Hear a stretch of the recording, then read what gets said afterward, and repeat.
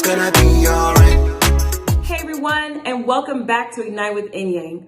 First and foremost, I pray that all is well with you and your family, and that of course, this word uplifts, encourages, and ignites you to do the things that God has called you to do. I want to start off with this question. Do you see yourself the way God sees you? Do you see what God sees? We're going to come from Judges chapter 6. Talk about Gideon, who was a judge during this time. But before we do that, let me give you a backdrop real quick. So the Israelites had walked around for 40 years, finally entered the promised land. Moses had died, Joshua had died, and basically all the generation that was with them had passed away. So we now have this new generation. This new generation didn't know very much or wasn't really aware of all that God had done. Very few people knew the full story of what God did for the Israelites long ago. So they had a little bit of difficulty being obedient to what God had told them to do. So they went through a lot. And during that time, they would always cry out to God. So God would send judges during that time in order to basically save Israel from itself and save Israel from those who are trying to attack them. So what we have right now is Gideon. Gideon was also a judge. But see, Gideon didn't see himself like that. Gideon didn't see himself like anything, really. And I'll explain to you what I mean when I say that. But I want to see if you can see yourself in Gideon. Can you see yourself as that person who doesn't see what God sees, but instead is basing their identity in how the world views them?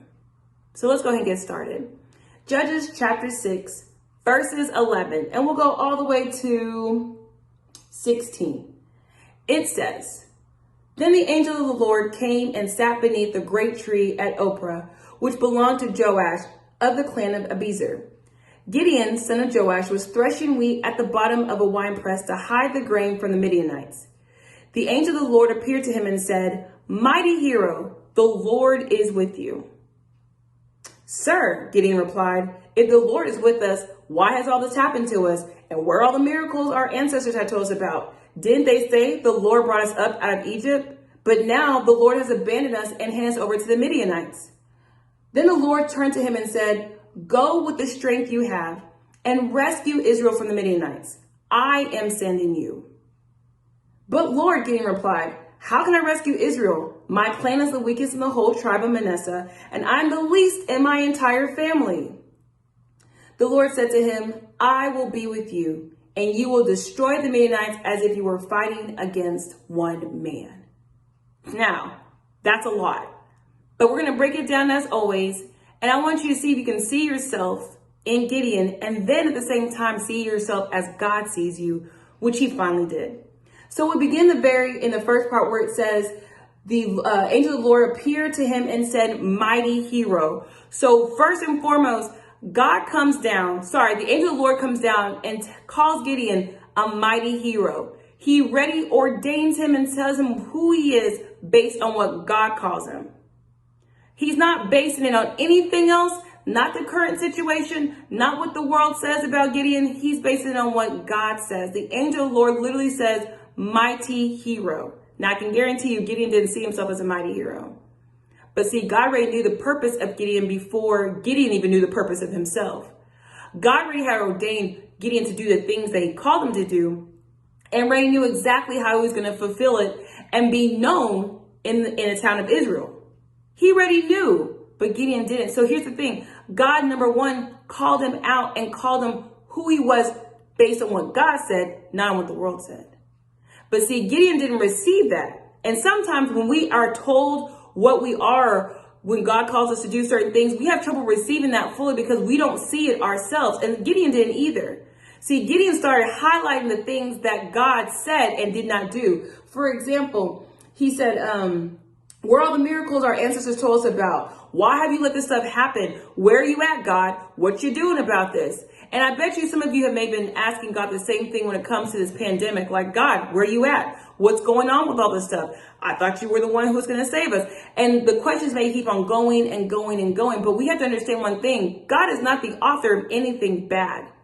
God is not the author of anything that causes confusion. God is the one who has saved us all and who has delivered us all from the things that the world wants to bring to us.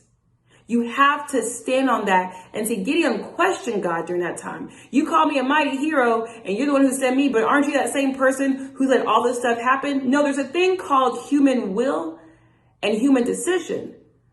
So God ordains and God has a purpose for you and God designs a plan for you.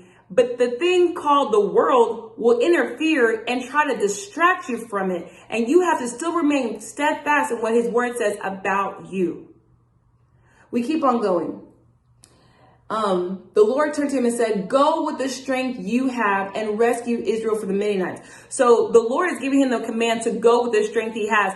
Gideon doesn't come back and says, but Lord, my clan is the weakest and I'm the least. Look at him highlighting the things that he knows that he claims for himself. My clan is the weakest and I am the least. How could I possibly be a mighty hero if I'm the weakest? If I'm in the weakest clan, number one, and number two, I'm the least. See, here's the thing. Where you are weak, God will make you strong. The Lord told him to go with the strength that you have because I am with you. That strength is more than enough. Gideon highlights the things that he sees and highlights the things that are placed upon him instead of highlighting what God has called him to be, a mighty hero.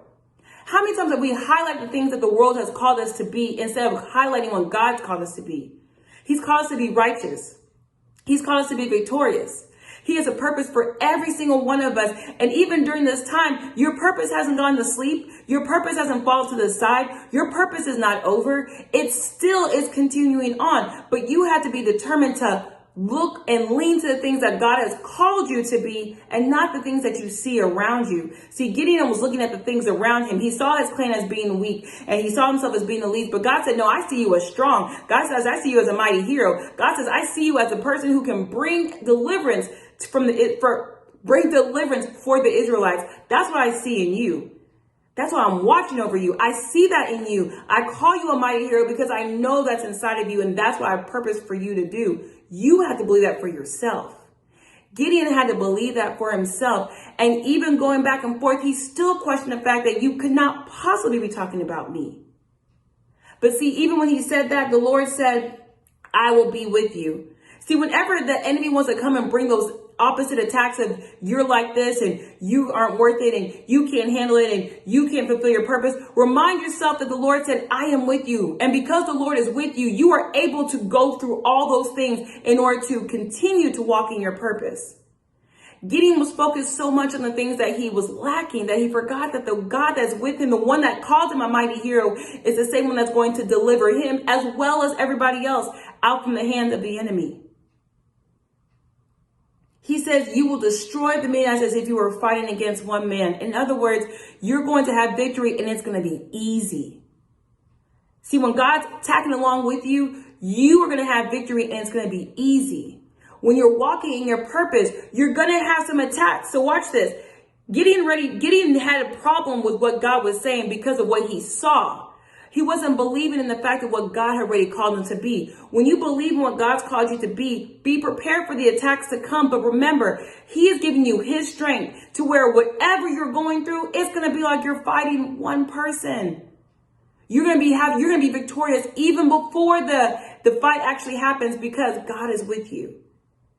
The Lord had to remind Gideon, I am with you. And because I am with you, you are already victorious. And because I'm with you, the fight that you're going to fight is going to be like you fighting one man.